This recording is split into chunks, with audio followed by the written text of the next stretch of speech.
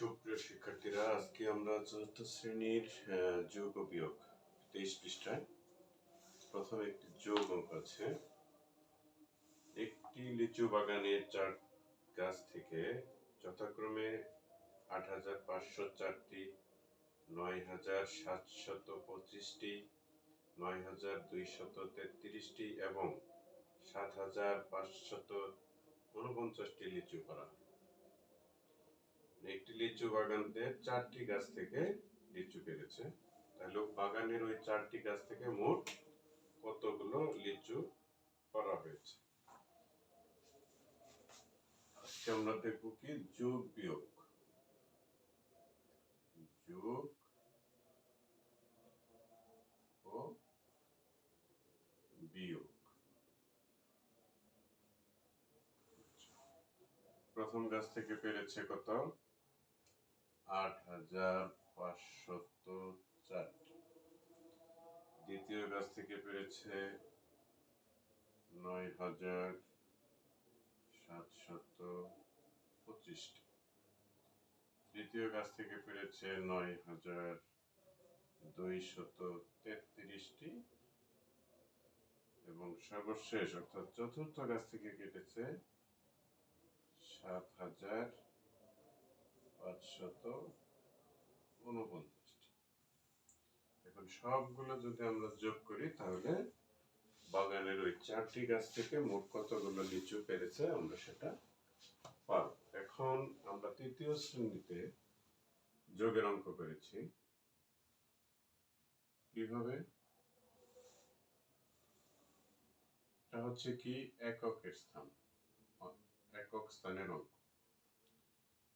এটা হচ্ছে দশক, 5 হচ্ছে শতক, 8 হচ্ছে কি হাজারের। আমরা তো সবাই এটা জানি। প্রথম এটা হচ্ছে কি এককের স্থানের অঙ্ক, এই 0 হচ্ছে দশকের স্থানের অঙ্ক, 5 হচ্ছে শতকের স্থানের অঙ্ক, 8 হচ্ছে হাজারের স্থানের অঙ্ক। আমরা তাহলে যোগের ক্ষেত্রে কি করব? প্রথমে আমরা এই এককের স্থানের অঙ্ক যোগ করি। 4 এবং 5 9, 9 এবং 3 12, 12 আর 9 হচ্ছে 21। 21 এর কত নম্বর? এখানে 21 এর নম্বর হচ্ছে 1। হাতে থাকবে 2। এই 2 কি হবে? আমি যেহেতু এককের স্থানের অঙ্ক যোগ করেছি,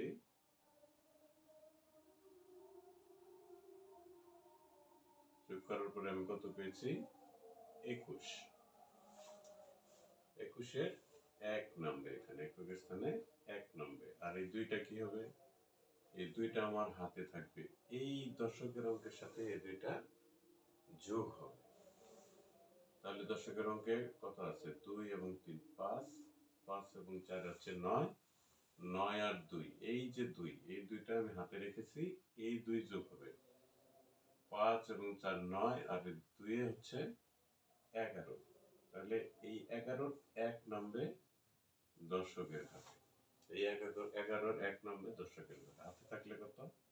1। এই 1 যোগ হবে শতকের এই অঙ্কের সাথে, এই 1 শতকের অঙ্কের সাথে যোগ হবে।